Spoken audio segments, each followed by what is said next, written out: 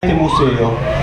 Nos detenemos un cachito en una carta del padre también de 1875, previo a la fundación del museo, en esos museos particulares que tenía, y le dice: hice abundante cosecha de esqueletos y cráneos en los cementerios de indígenas sometidos que vivían en las inmediaciones de Azul o La Barriga, en Blanca Grande.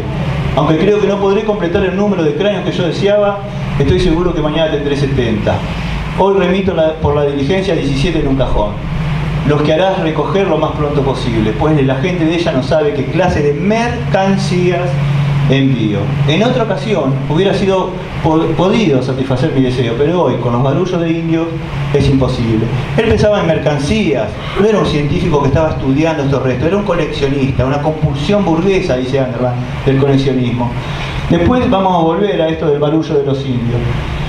Lo de la mercancía es el objeto.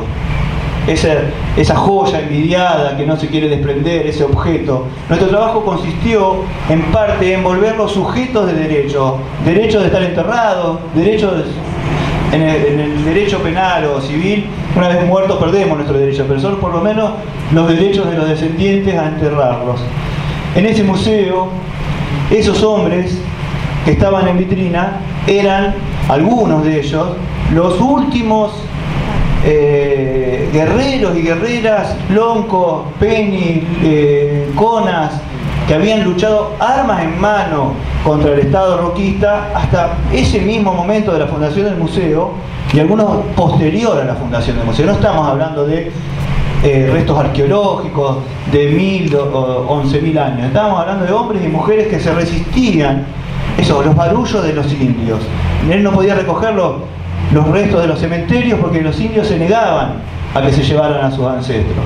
Uno de los prisioneros que sobrevive es Sayhueque y Truquel. Nosotros en esa investigación, pasamos de la biblioteca, aún seguimos en la biblioteca del museo, que es muy amplia, nunca vamos a terminar, ¿no?, la biblioteca, pero pasamos al departamento fotográfico, encontramos también fotografías de estos prisioneros, a distintos archivos. El perito Moreno había hecho varios viajes al sur, no vamos a abundar en eso hoy, y los había conocido en territorio. Sarmiento es que le hace el permiso para que le consiga un permiso con la gente de Inacayal y de Sayhueque para que visite esos territorios, es alojado, es recibido por estos hombres y mujeres en el sur de nuestro territorio. Cuando son prisioneros en la campaña, el perito Moreno pide por ellos, porque tenía esa amistad supuestamente. Hay que ver que lo que él dice en el público, él hace su propia autobiografía, y después lo que él dice en privado. Mucha de su biografía, de sus escritos, fueron no científicos, sino los diarios de la época.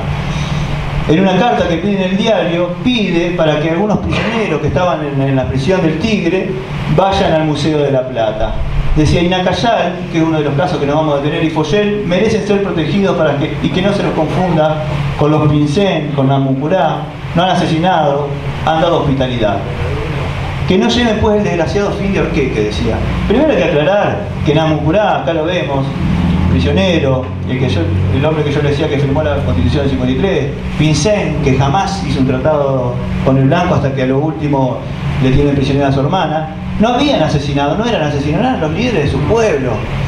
Y dice al final algo que veíamos, esa cruel ironía, decía Blanchino, que dice: que no lleven pues el desgraciado fin de la tribu de Orqueque.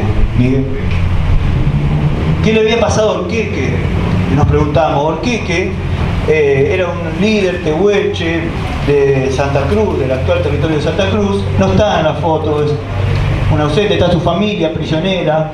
Hay un botánico italiano, Spegazzini, recuérdenlo a Spegazzini.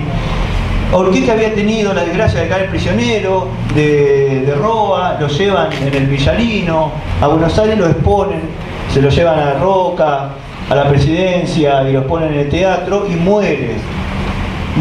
El triste fin es la muerte en Buenos Aires. En el diario La Nación de 1883 decía: los restos de Orqueque se podrán ver a fin de mes, el esqueleto armado, preparado convenientemente, después de haber sido descarnado en el hospital militar. Se colocaron los diversos fragmentos del cuerpo en un gran tacho de agua y cal para hacer desaparecer las pequeñas cantidades de carne que habían quedado adheridas en los huesos. terminada la disección del cuerpo, el cacique se procederá a armar el esqueleto. O sea, el triste fin de Orqueque era terminar armado su esqueleto en una vitrina. Y él solicita que Inacayal y su familia vayan al museo para que no terminen de esta manera. Orqueque para nosotros hoy es un desaparecido. En la bibliografía se dice que su cuerpo se perdió del traslado del hospital militar al museo. Algunos libros en 2010 han dicho que ha sido restituido con ciudad y fecha, pero no es real. Siguiente. Para nosotros Orqueque es un desaparecido. Hemos trabajado y no hemos podido aún hoy hallar su procedencia. Bueno, acá vemos estas fotografías que les comentaba. Son en muchos casos fotografías previas a su muerte de estas personas. Acá recuerden a Tafá, una fueguina, a Inacayal, Follet, fíjense que hay soldados atrás, Margarita, bueno, la familia, Inacayal y Follet son primos hermanos, son la familia de ellos dos. Son llevados prisioneros ya al Museo de la Plata. En el museo son obligados a construir el mismo museo. Estos hombres lucharon hasta 1885, 1884 con armas en mano. Resisten el avance de Roca, resisten un avance de Villegas posteriormente en el 1883 a la cordillera, y finalmente en un segundo avance de Villegas en 1885 se terminan rindiendo en enero de 1885 estas comunidades. O sea, son los últimos hombres que resisten, hombres y mujeres, mujeres y hombres, que resisten al ejército roquista con armas en la mano. El museo era fundado en 1884, eran en esos mismos momentos. Entonces son obligados a construir parte del museo. Acá lo vemos posando para un pintor italiano. Es una ironía también porque la pintura, que esto es dentro del museo, hoy está esa pintura en el museo, aparece de espalda este hombre que es Inacayal, libre en un lago cuando estaba posando prisionero dentro del museo. Inacayal hablaba castellano, pero nunca contestaba las preguntas de los antropólogos, viajeros, europeos que venían, porque lo trataban también no solo para que trabaje, sino como informante de las costumbres de su pueblo. Él se negaba, solo el castellano decía: yo jefe, hijo de esta tierra, blancos ladrones, mataron a mis hijos, mataron a mis hermanos, robaron mis caballos y la tierra que me vio nacer. Encima prisionero, yo enojado. Era lo único que les contestaba una y otra vez. Nosotros, cuando estábamos en 2006 investigando para apoyar, reitero, por los compañeros que llegaron después, el pedido de retiro de exhibición de los restos humanos del Museo de la Plata, decidimos, sabíamos por arriba que Inacayal había vivido dentro del museo, que había muerto dentro del museo y que había sido restituido en 1994.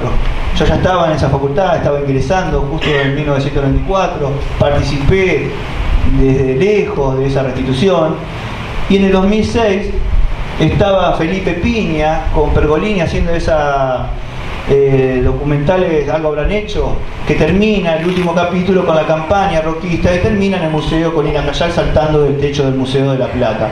En el mismo 2006 que estábamos en la biblioteca pasaban filmando y vestidos. Entonces dijimos, esta historia hay que contarla como núcleo de nuestra investigación. La otra versión, la nuestra, porque veíamos que no nos cerraban las versiones oficiales. Tenkey, que también vamos a hablar de él, un antropólogo holandés que está en el Museo de la Plata, es jefe de la división donde están los restos humanos, de la división de biología, de antropología física en esa época, hace una descripción pseudopsicológica, dice que Inacayal es reservado, desconfiado, orgulloso, rencoroso, que se comunica cuando está borracho, ebrio, que dormía todo el día, que discutía fácilmente, muy apático, sin ninguna preocupación por su persona.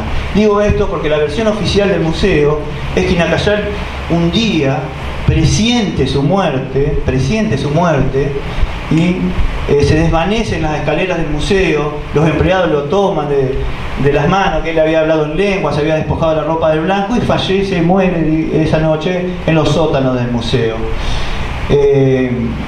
Piña lo hace tirándose del techo, se suicida.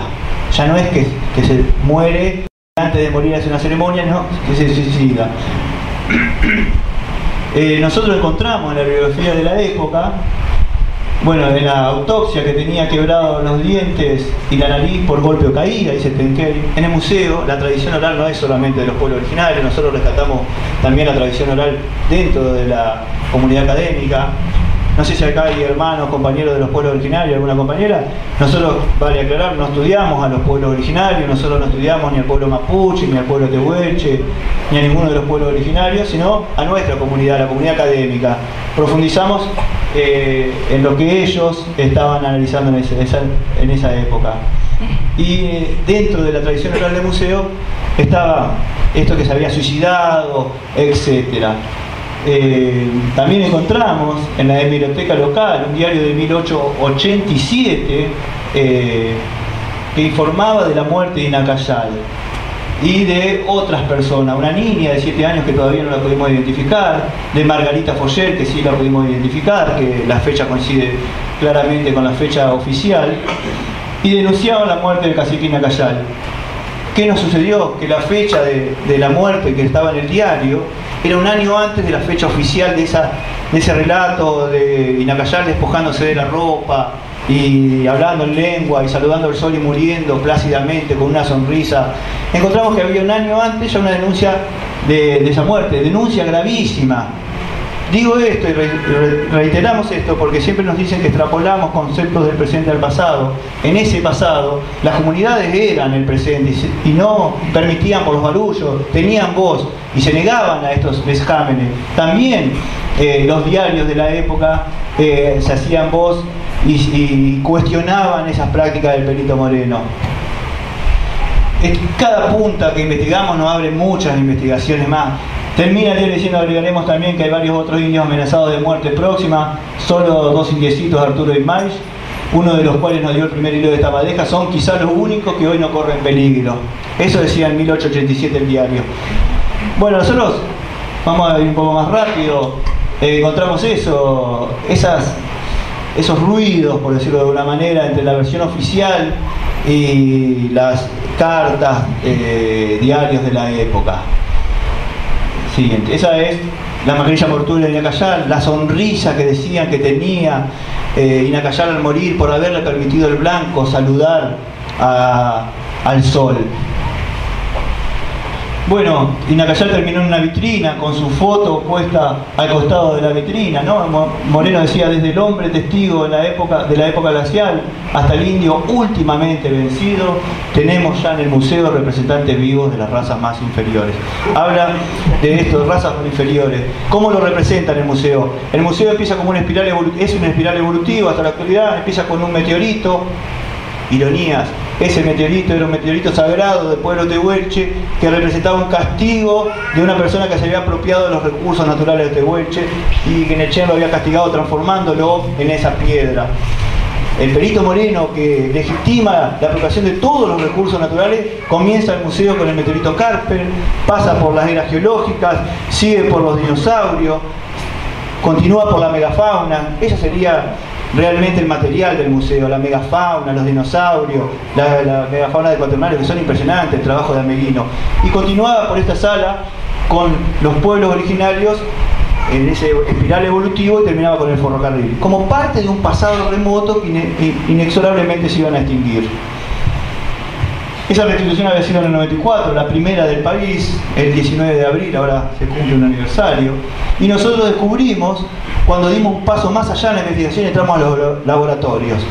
Pedimos entrar a los laboratorios porque considerábamos que había sido restituido Inacayal, pero que habían dejado a su mujer, y nos consideramos importante para pedir el retiro de exhibición de los restos humanos, difundir que la mujer de Inacayal había quedado en el museo y queríamos restituirla. Pensábamos que eso era una buena política para poner en agenda el machismo, ¿no? Este patriarcado, restituyen al lonco y dejan a su mujer, que ni siquiera tiene el nombre registrado, y nos encontramos que se habían quedado con el cuero cabelludo, con la oreja, que habían estado expuestos esos cueros cabelludos en el museo, se habían quedado con el cerebro del cacique Inacayal, etcétera. Entonces, eso empezamos en marzo, el 2 de marzo, en junio accedimos a la biblioteca, a las colecciones y encontramos esos restos y salimos a denunciar.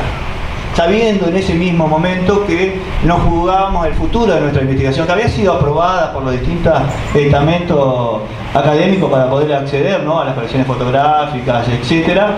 Habían aprobado el proyecto. Sabíamos que si nosotros denunciábamos que la restitución de 1994 había sido incompleta, teníamos los días contados. Lo hicimos. Ahí el gobernador, que ahora es gobernador otra